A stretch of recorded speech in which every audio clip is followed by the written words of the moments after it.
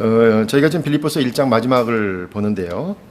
바울은 그 빌립보서 바로 앞까지, 오늘 읽은 본문 바로 앞까지 본문에서 자신의 처지에 대한 이야기를 했습니다. 바울은 지금 감옥에 갇혀 있죠. 그래서 풀려나게 될지 아니면 이렇게 감옥에서 인생을 마지막으로 마무리하게 될지를 모르는 정말로 암담한 상황에 처해 있습니다. 또 바울은 어떻게 보면 지도자로서 자신의 형편 때문에 빌립보 교인들이 행여나 낙심하지 않기를 바라고 있었던 것 같습니다. 개인적으로 아무리 생각해도 빌립보 교인들을 다시 만나는 것이, 바울의 개인적인 소망은 다시 만나는 것이 서로의 믿음의 진보와 기쁨을 이룰 것이기 때문에 다시 풀려나서 빌립보 교인들을 만날 수 있을 것을 기대하고, 또 여기서 감옥에서 죽게 될지 또 아니면 풀려나게 될지라고 얘기하면은 방점은 뒤에가 있었던 것 같아요. 풀려나기를 바란다. 또 그 풀려날 걸 기대하면서 글을 쓰고 있어요. 전체적으로. 그런데 오늘 본문에서 바울은 빌립보 교회의 상황으로 이제 관점을 바꾸고 있습니다. 이제까지 자기의 상황, 자기의 옥에서의 처음에는 좀 자유로웠지만 나중에는 더 불편하게 되고, 이제 어떻게 보면 자기의 행동과 자기의 삶 자체가 완전히 감옥에서의 삶으로 바뀌게 되면서 이게 죽음이 시시각각 다가오는 것이 아닌가, 이런 불안감을 느끼고 있는 그런 얘기를 하다가 오늘 본문에서부터는 다시 편지를 받고 있는 빌립보 교회 상황으로 이야기가 바뀌고 있는 거죠. 그래서 빌립보 교인들에 대한 당부의 말이라고 할 수 있을 것 같습니다. 그런데 본문을 통해 알 수 있는 사실은 4절밖에는 안 되지만 빌립보 교회 상황이 그리 좋지 않다는 겁니다. 빌립보 교회에 어려움이 있다는 거죠. 그 교회의 어려움은 바로 28절에서 확인할 수 있습니다. 이렇게 되어 있어요. 무슨 일에든지 대적하는 자들 때문에 라는 말을 통해 정확히 알 수 있습니다. 30절에서도 너희에게도 그와 같은 싸움이 있으니 라는 말도 이 어려움을 전하고 있는 거죠. 또 그냥 싸움이 아닌 것 같아요. 29절에서는 고난이라는 단어를 29절에 나온 고난이라는 단어를 받으면서 언급한 싸움이기 때문에 빌립보 교인들이 현재 당장 맞닥뜨리고 있는 어려움을 지칭하고 있는 것이라 할 수 있습니다. 즉 빌립보 교회는 대적하는 사람들로 인해서 박해를 받고 있었던 것이고, 이들로 인한 고난을 그 고난의 직면에서 믿음의 싸움을 하고 있었던 거죠. 그렇다면 빌립보 교인들이 어렵게 하고 그들을 어렵게 하고 또 무슨 일에든지 대적하면서 더 나아가 박해를 하는 사람들은 과연 어떤 사람들이었을까요? 바울이 처음 빌립보에서 복음을 전하던 상황을 생각하면 도움이 될 수 있을 것 같습니다. 반복해서 얘기하지만 빌립보서에 나오는 그 내용이 되는 빌립보 교회의 상황은 사도행전 16장부터 간단하게 묘사가 되어 있어요. 바울과 그 일행이 그 안식일 날 기도처소를 찾다가 찾지 못하고 강가에서 복음을 전했다라는 이야기가 있고요. 그래서 여인들이 처음 믿게 됐고요. 또 거기서 바울에게 반감을 가진 사람들이 등장하죠. 그것은 바로 귀신 들린 여정들을 통해서 이득을 취하던 주인들이 있었죠. 여정들이 귀신에 들려가지고 막 예언을 하니까 점치면서 그 돈을 주인들이 착취하고 있었어요. 그런데 이제 그 귀신 들린 여정들이 또 바울을 되게 귀찮게 했어요. 쫓아오면서 바울을 알아본 거예요. 그러니까 바울이 너무 귀찮아서 쫓아오면서 소리 지르는 여정들을, 그 귀신을 내어 쫓아버려요. 그러니까 여정들이 정상이 돼버렸어요. 그러니까 주인들은 여정을 통해 얻은 수입이 없어진 것에 분해서 결국은 고소합니다. 그래서 바울과 실라를 고발합니다. 이들은 이렇게 이야기를 해요. 로마 사람인 우리가 받지도 못하고 행하지도 못할 풍속을 전한다. 그러니까 로마 사람들 중에서 특별히 이제 경제적인 손실을 입은 사람도 있고, 또 사회적인 이유 때문에 복음이 전해짐으로 인해서 자기들이 불편하니까 또 그 불편을 감수해야 되는 것 때문에 바울이 전하는 복음을 막아서고 있었던 사람들이 있었던 걸 알 수 있습니다. 그렇게 바울과 실라는 체포되어 태형을 당하고 많이 맞고 빌립보 감옥에 갇히게 됐습니다. 그런데 그날 밤에 기적과도 같이 영문이 열리고 또 죄수들이 도망간 줄 알고 간수가 자결하려고 하지요. 그때 바울이 만류해서 간수가 살아납니다. 그래서 간수와 가족들이 복음을 받아들이게 되었습니다. 사도행전 16장 33절에 보면 이렇게 돼 있어요. 그 밤 그 시각에 간수가 그들을 데려다가 그 맞은 자리를 씻어주고 자기와 그 온 가족이 다 세례를 받은 후 그들을 데리고 자기 집에 올라가서 음식을 차려주고 그와 온 집안이 하나님을 믿음으로 크게 기뻐하니라. 이 간수는 감옥에 있는 바울의 상처를 치료하고 음식을 주었는데, 어떻게 보면 우리가 마태복음 25장에 나오는 것처럼 바울을 통해서 예수 그리스도를 만나게 된 거죠. 아무 연고도 없는 옥에 갇힌 사람을 돌보고 음식을 주었으니까 실제로 예수 그리스도를 대접하고 영접한 것이 됩니다. 흥미로운 것은 빌립보 다음에, 사도행전에 따르면 빌립보 다음에 간 곳이 바로 데살로니가인데, 빌립보에서의 어려운 상황을 데살로니가에서도 얘기를 했던 것 같아요. 데살로니가전서 2장 2절에 보면 이렇게 바울이 표현하고 있습니다. 너희가 아는 바와 같이 우리가 먼저 빌립보에서 고난과 능력을 당하였으나 우리 하나님을 힘입어 많은 싸움 중에 하나님의 복음을 너희에게 전하였노라. 그러니까 빌립보에서 사역을 하고 데살로니가에 가가지고 빌립보 얘기를 하는 거예요. 빌립보에서 어려움이 있었다라는 얘기를 분명히 하고 있고, 많은 싸움을 싸웠다. 이 복음 때문에 이렇게 얘기하고 있습니다. 첫 번째는 로마 사람들로부터 오는 박해였습니다. 이처럼 바울을 괴롭히는 로마 사람들로부터의 박해, 그리고 여기에 더해서 또 한 가지의 어려움이 있었는데, 그것은 바울을 반대하고 바울의 가르침을 방해하면서 전혀 다른 가르침을 전하는 사람들이 있었다는 사실입니다. 빌립보서 후반절에 3장 2절에 나오는 말씀인데요. 이렇게 나와요. 개들을 삼가고 행악하는 자들을 삼가고 몸을 상해하는 일을 삼가라. 상당히 격한 표현을 썼습니다. 개란 표현을 썼고 행악하는 자라고 썼고요. 몸을 상해하는 자들이라고 썼어요. 도대체 누굴까 보면은 빌립보서 3장에 조금 자세히 나와요. 쭉 읽어보면 뭐냐면 몸을 상해하는 거니까 당시 유대인들의 율법을 꼭 지키는데, 특별히 뭡니까? 몸에 상처를 내는 할례를 꼭 시행해야 된다. 할례 플러스 율법까지 지켜야 하나님의 뜻을 따르는 것이다. 이렇게 주장하는 사람들이 있었습니다. 결국 이 사람들은 빌립보 교회 안에 들어와서 잘못된 가르침으로 빌립보 교인들을 어렵고 힘들게 만드는 사람들이었습니다. 그러므로 빌립보 교회는 로마 사람들로부터 그리고 유대인들로부터의 박해가 있었다는 점을 분명히 알 수 있습니다. 어떤 사람들은 교회 밖에서 정치적으로 그리고 사회적으로 간섭하고 손해를 끼치면서 실제적으로 교회를 반대하여 모이는 것을 어렵게 합니다. 또 어떤 사람들은 교회라는 이름으로 모이기는 하는데 잘못된 가르침을 전해서 빌립보의 모든 교인들이 완전히 지치게 만듭니다. 그러나 바울은 이렇게 어렵고 지치게 만드는 상황에서 우리가 1장 6절에서 본 것처럼 너희 안에서 착한 일을 시작하신 이가 그리스도 예수의 날까지 이루실 줄을 우리는 확신하노라 라는 말을 통해 이 어려움 속에서 믿음을 지키는 것이 바로 착한 일이다 라고 강조하였습니다. 내우 외환, 그죠? 안내는 유대인들이, 밖에서는 로마 사람들이, 이 내우 외환이라고 할 수 있는 박해와 고난의 상황에 직면해서 바로 이 어려움을 착한 일이라고 언급했고, 그 착한 일을 오늘 본문에서 보면 27절에서 그리스도의 복음에 합당하게 생활하라 이렇게 단적으로 권면하고 있습니다.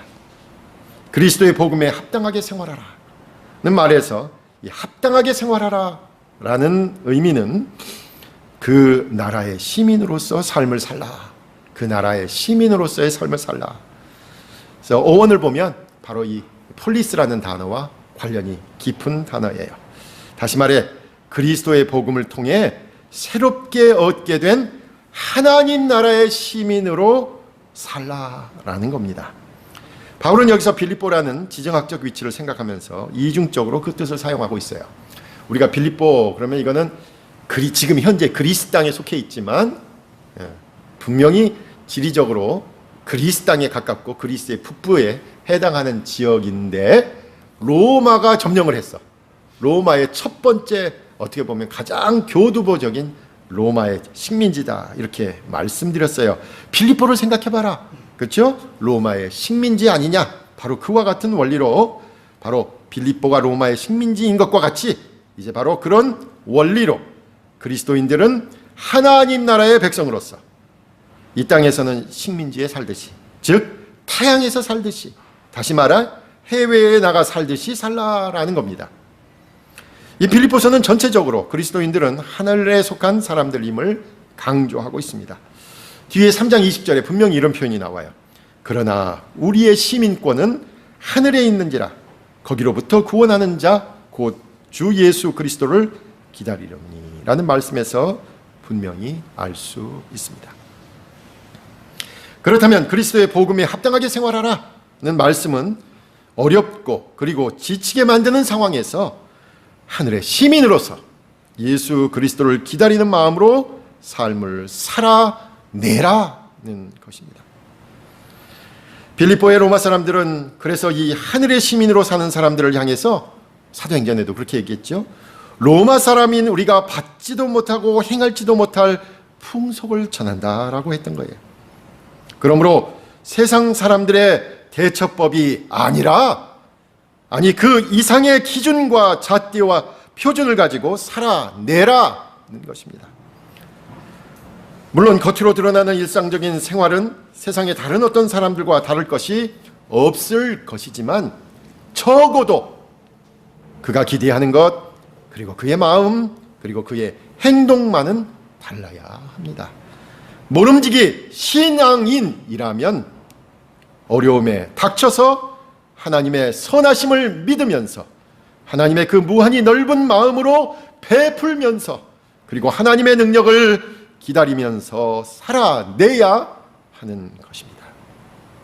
그래서 바울은 하늘의 시민으로 사는 방법, 다시 말해 27절에서 말하는 그리스도의 복음에 합당한 생활, 그 방법을 계속해서 설명하고 있습니다. 어렵고 지치게 만드는 상황에서 신앙인들은 어떻게 살아야 할지를 그 구체적인 방법 2가지를 제시하고 있습니다. 제가 보통 3가지 얘기하는데 오늘은 2가지입니다. 2가지. 한 가지 어디 갔습니까? 물어보지 마세요. 2가지. 첫째는 고난에 마주하여 하나가 되라는 것입니다. 27절에 한 마음으로 서서 한 뜻으로 협력하는 것이라고 표현되어 있습니다. 여기서 한 마음 또 한 뜻, 같은 말을 반복하는 거죠. 강조하는 겁니다. 하나가 되라는 것을 강조하는 것입니다. 어려움에 마주하는 것은 누구에게만 있는 것 아닙니다. 그 사람에게만, 지금 그 어려움을 당한 그 사람에게만 있는 것이 아니에요. 우리 모두 각자 한 사람 한 사람 모두에게 하나님께서는 고난의 십자가를 주셨습니다.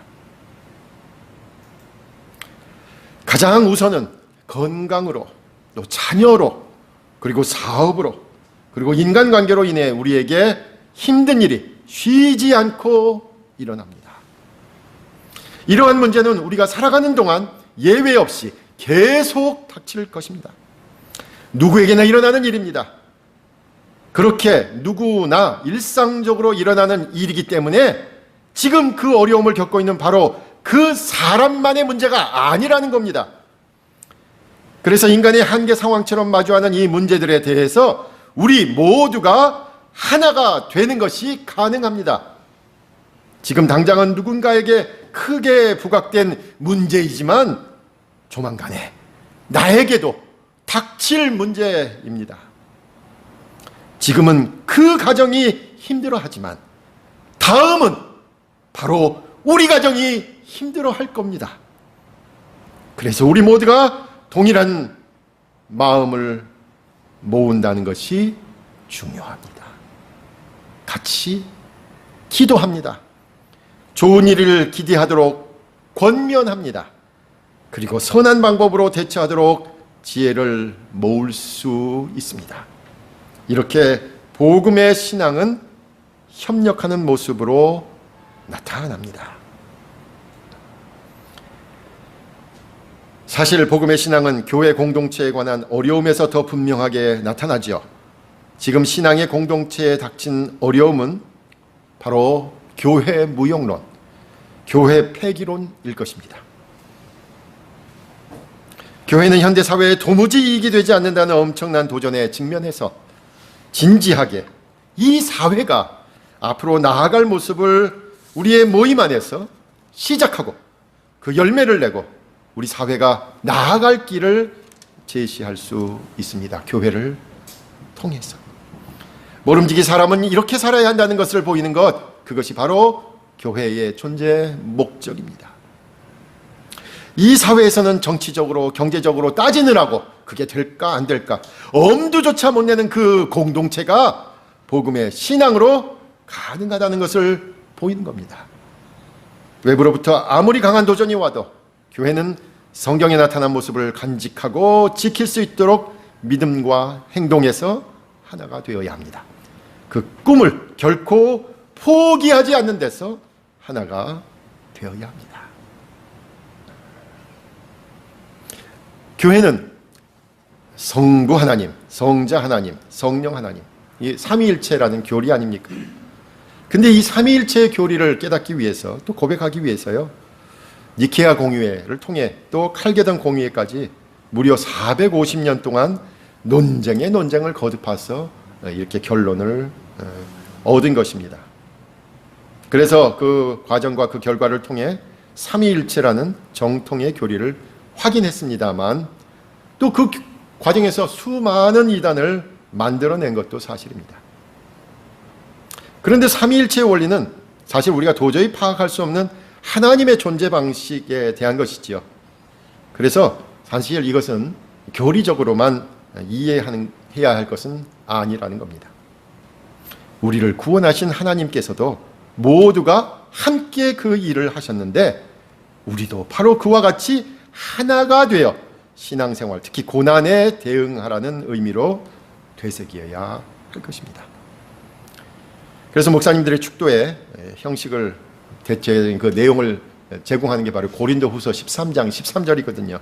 그래서 13장 13절, 여러분 축도 들을 때마다 그 얘기잖아요. 주 예수 그리스도의 은혜와 하나님의 사랑과 성령의 교통하심이 너희 무리와 함께 있을지어다 라는 것. 그러니까 성부, 성자, 성령도 함께 일하셨는데 그들이 모인 교회 함께 일하는 것이다. 함께 하는 것이다.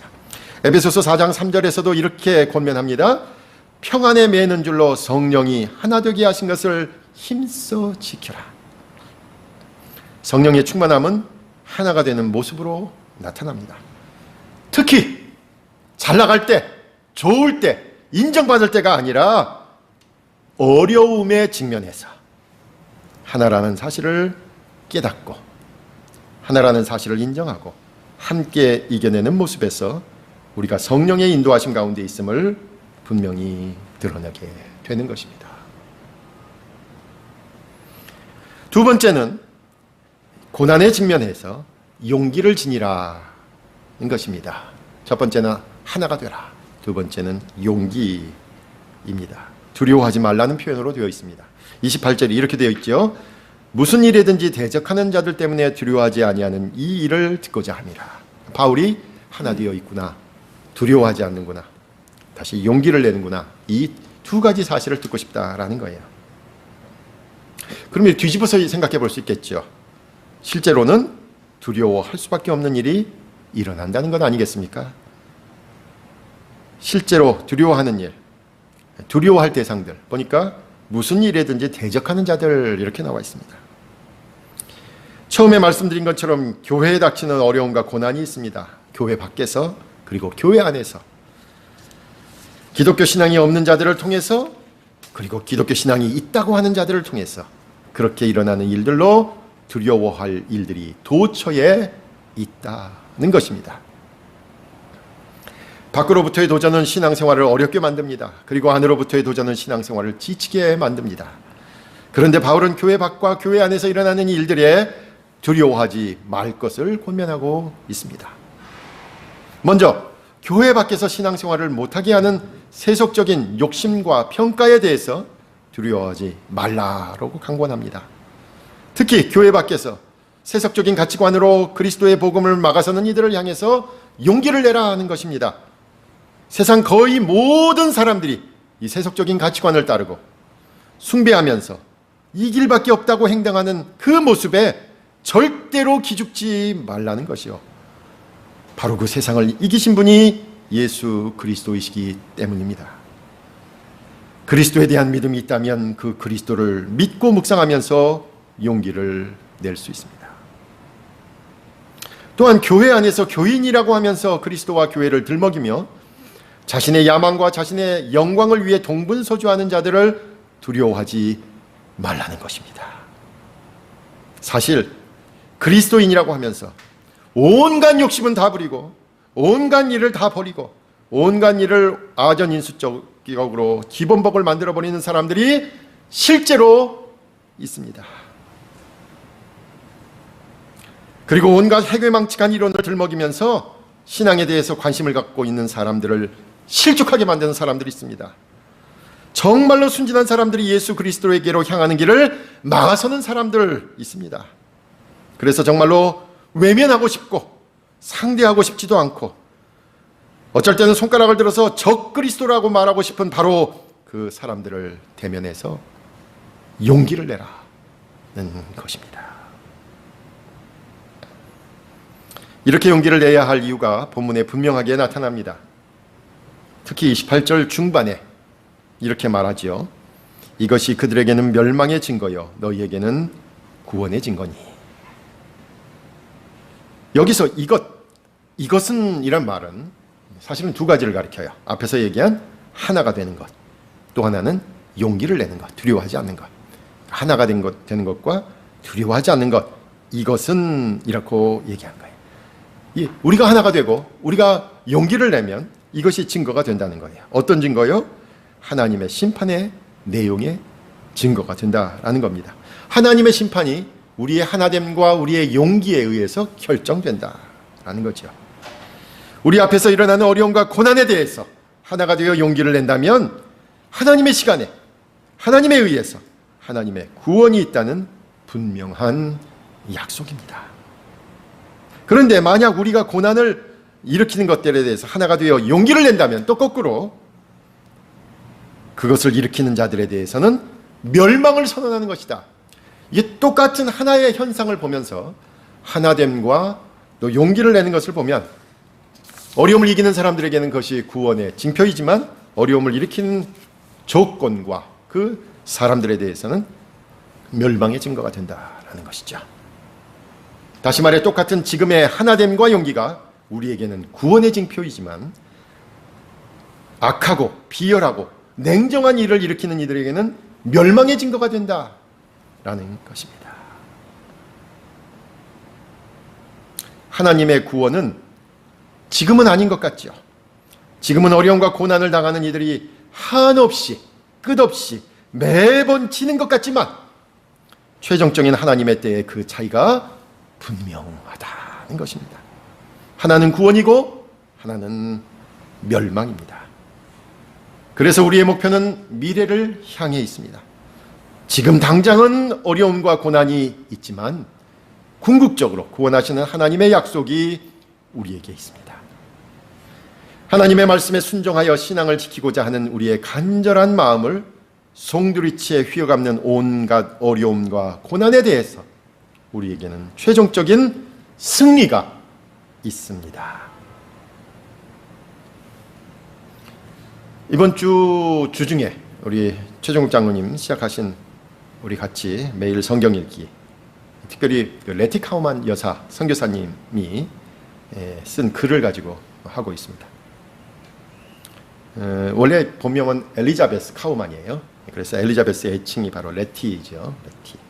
리즈, 엘리자베스에 대한 애칭은 여러 가지 있습니다만은 레티 카우만 이렇게 부르는데요.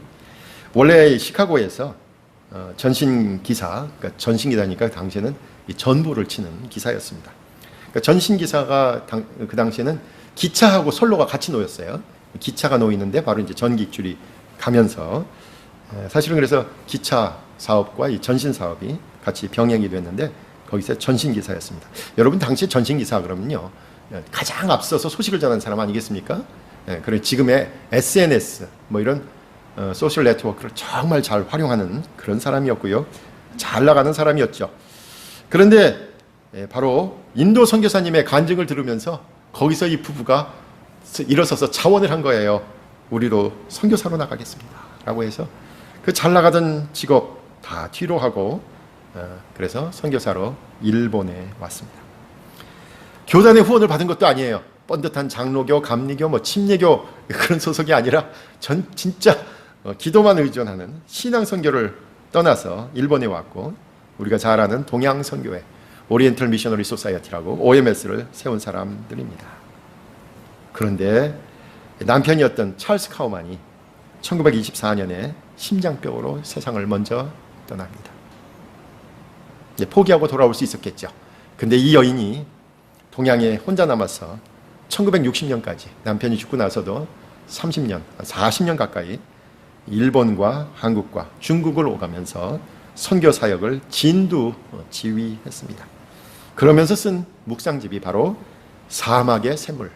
사막의 샘물. 왜 사막의 샘물일까요? 우리가 이제 번역한 이번 번역본에는 사막에 샘이 넘쳐 흐리리라 이렇게 해서 좀 더 이제 이사야서인가요? 그 본문을 썼습니다만은 원래는 사막의 샘물 이렇게 되어 있는 묵상집입니다. 공교롭게도 9월 16일 처음 우리가 시작한, 이 날짜별로 돼 있어요. 9월 16일에 해당하는 글 한 대목입니다. 여러분 우리 교회 웹사이트에 있는데 한번 보시면 이렇게 나와요. 그 대목을 제가 읽어드릴게요.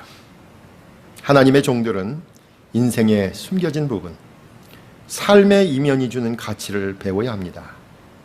높은 자리에 올라 다른 이들 앞에서 섬기고자 하는 사람은 반드시 하나님 앞에서 낮은 자리를 겪어야 합니다. 하나님께서 더러 이렇게 말씀하신다 해도 우리는 놀라지 말아야 합니다. 이처럼 바쁘고 즐겁고 유명한 삶은 이제 됐으니 가서 숨어라. 질병의 그릿 시냇가, 슬픔의 그릿 시냇가, 모두들 등 돌려 달아나는 절대 고독의 장소로 가거라. 그리고 주님의 그 요청에 이처럼 응할 수 있는 사람은 행복합니다. 주님의 뜻은 또한 나의 뜻이오니 내가 달려가 주님 안에 숨겠습니다. 내가 영원히 주의 장막에 거하며 내가 주의 날개 밑에 피하리이다. 어려움과 고난에 직면한 빌립보 교회를 향하여 바울은 하나님과 하나됨과 용기를 지니라고 말합니다. 그리고 마지막으로 29절에서 은혜를 받으면 우리에게는 두 가지가 나타난다는 것을 상기시켜요. 은혜를 받으면 당연히 믿음이 생기겠죠. 믿음이 성장하겠죠. 그것과 함께 고난도 따른다는 사실을 잊지 말라는 겁니다. 그리고 30절에서 하나님의 은혜로 말미암아 믿음도 생기지만 고난도 따른 그 정확한 이해가 바로 바울 자신이다. 그래서 내가 감옥에 있지 않느냐 이렇게 말하고 있습니다. 그렇다면 이렇게 생각할 수 있습니다. 어려움과 고난은 빌립보 교인들이 바울과 한 몸이 되는 길이었습니다. 그리고 더 나아가서 궁극적으로 예수 그리스도와 하나가 되는 일, 바로 이 지금 눈앞에 있는 이 어려움이 예수 그리스도와 하나가 되는 길이었습니다. 바울은 현재 감옥에서 예수 그리스도와 하나가 되었음을 고백하고, 빌립보 교인들도 그들이 당하는 지금의 어려움 그 속에서 예수 그리스도와 하나가 되었습니다. 우리가 신앙생활을 하면서 가장 귀하게 여기고 계속해서 반복해서 체험하고자 하는 게 도대체 뭡니까? 그것은 다른 게 아니죠. 예수 그리스도와 하나가 되는 것. 그것이 우리 신앙의 목표잖아요. 그런데 예수 그리스도와 하나가 된다는 것은 다른 그 어떤 상태가 아니라 바로 인생의 가장 어렵고 힘든 일을 마주했을 때 정말로 피하고 싶은 바로 그 일 가운데, 그리고 나에게는 절대로 안 일어나리라고 생각했던 바로 그 답답하고 막막한 일을 통해서 예수 그리스도를 만날 수 있다는 사실입니다. 우리가 당하고 있는 어려움과 난처함과 고난은 바로 예수 그리스도와 하나가 되는 길입니다. 우리의 고난을 통해서 예수 그리스도와 하나가 됩니다. 우리 신앙 최고의 목표는 바로 지금 우리 앞을 막아서는 바로 그 어려움과 고난의 길을 통해 도달한다는 것입니다. 여러 형태로, 여러 모양으로, 그리고 시각적 우리의 인생과 우리의 신앙의 길을 막아서는 것들에 대해서 다시 일어서서 마주하고 대항하는 일에 우리 신앙 공동체 모두가 하나가 되어 용기를 내시기를 간절히 부탁드립니다. 이 어려운 시절에 함께 예배드리기 위해 이런저런 몸부림을 치는 것도 저와 여러분이 하나가 되어 용기를 가지고 살아가기 위한 것 아니겠습니까? 이제까지 우리를 시험에 빠뜨려서 어렵고 지치고 두렵게 만드는 것들에 대해서 이제는 믿음을 가지고 당당히 마주하여 과감하게 싸워나갈 수 있기를 간절히 부탁드립니다. 기도하겠습니다.